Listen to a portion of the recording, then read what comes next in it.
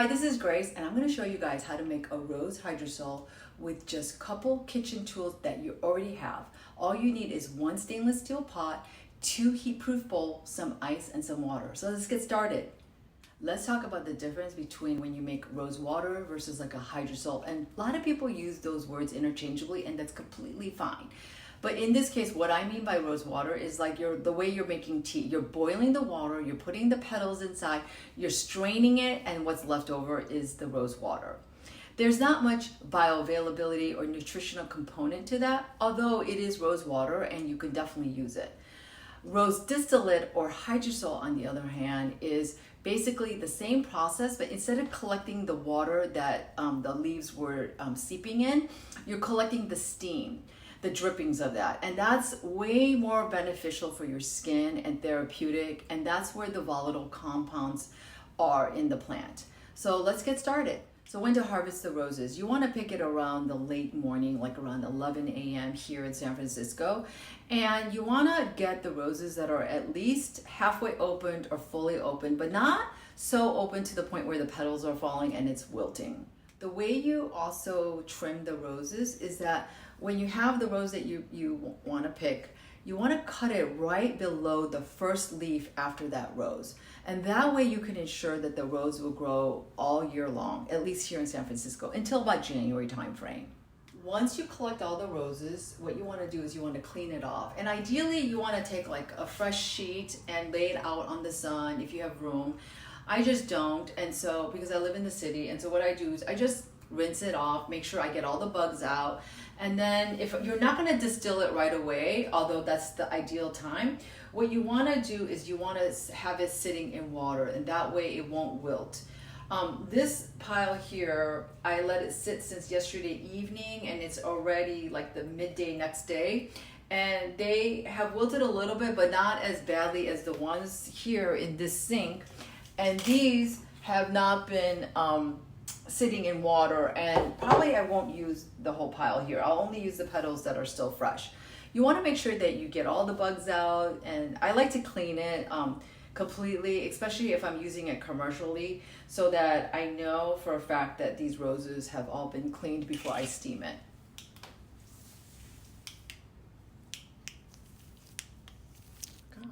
You want to take a clean stainless steel pot like this, and you want to put a little kitchen towel, a small one, and fold it over and put it right in the middle of the pot like this.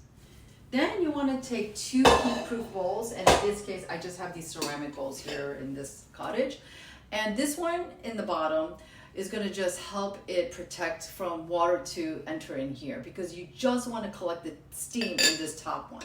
So you're going to nestle each other and put it right in the middle of the bowl like this. Sorry, my camera won't like show the top view without me like taking it out of the stand.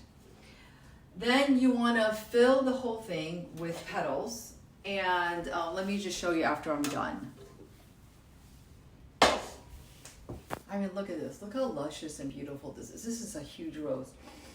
Oh, and it has such a gorgeous scent. We have a lot of different roses here in our garden in San Francisco, and it's not really peak season just right now. So I only have like different varieties and not one of many. So I'm just using a variety of different roses. This just for this purposes, I'm just, using different kinds, and so it's gonna just smell differently, but ideally you want to maybe just use one type of rose if you can. So I'm basically lining up all the roses along the bowls like this.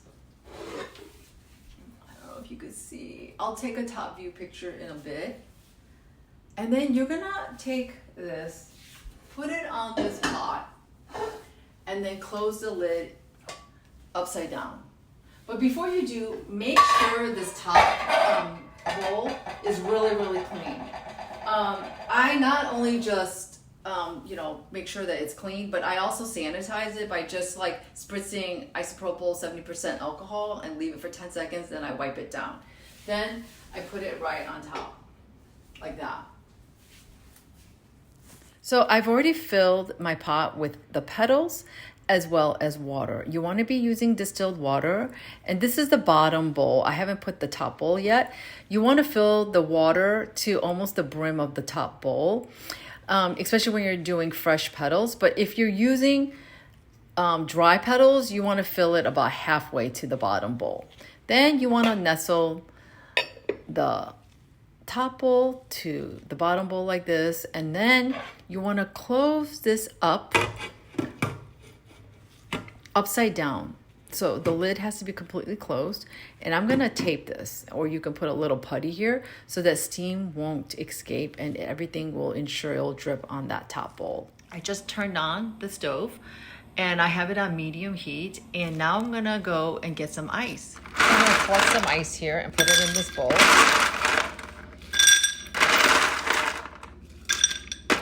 Put some ice here like this as it's steaming. As you can see, it's only been like 10-15 minutes and I already am a quarter way filled on this bowl here. It's just slowly simmering. I think I can put it down a little bit more. So now that I'm done simmering, which is about 20 to 30 minutes in a pot like this, I've collected probably about a quarter cup of rose hydrosol. And this is how it looks.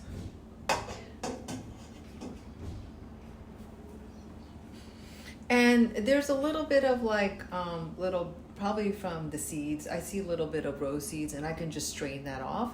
You want to make sure you cool this down all the way before. Okay, so there are 3 ways you can preserve your hydrosol. So one way is the easiest method, which is refrigerating it, store it in a dark container or bottle, preferably glass. And then after you're done using it, put it right back in the refrigerator. The second way is actually putting in ice cube trays. Make sure that the ice cube tray is sanitized and then you cover it and then you could store it for up to a year. The only downside is that you're probably going to lose some of the volatile compounds and the nutrients when you're freezing the hydrosol, but it's better than throwing it all out. And then the third way is actually using a preservation system. The one I would recommend is called Lucidol or Liquid Lucidol SF.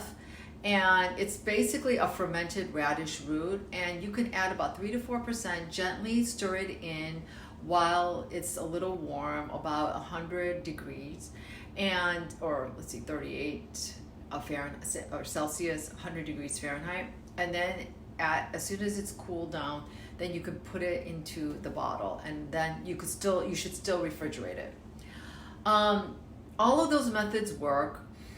When do you throw it out? You know you should throw it out when you start seeing like things inside floating, and that's probably mold, and that has happened more than once for me, and even with preservatives. So when you make these hydrosols, don't be overly ambitious and pick tons of roses only to just throw it out later, and because you also need a lot of refrigerator space if you're going to make a ton of hydrosol. Just make a little bit at a time. I think even just having a bouquet of roses will yield you about a quarter cup, and that's plenty. And then you can make it again the next time. So it's not something where you should make a huge bountiful of hydrosol only to throw it away or to store it, because it's nice when you could make it fresh and just have it last for just as long as you need it for, and then do it again. So thank you so much for this video and for subscribing. I want to really give out a shout out to Tara Lee, who has been such an inspiration to me. She is the reason why I started to really formulate and have my own brand. And I just watched her videos after the pandemic, and I just couldn't stop watching it. She's like the cutest formulator and so knowledgeable, and I just love her knowledge and how she doesn't gatekeep. She just shares everything that she could tell you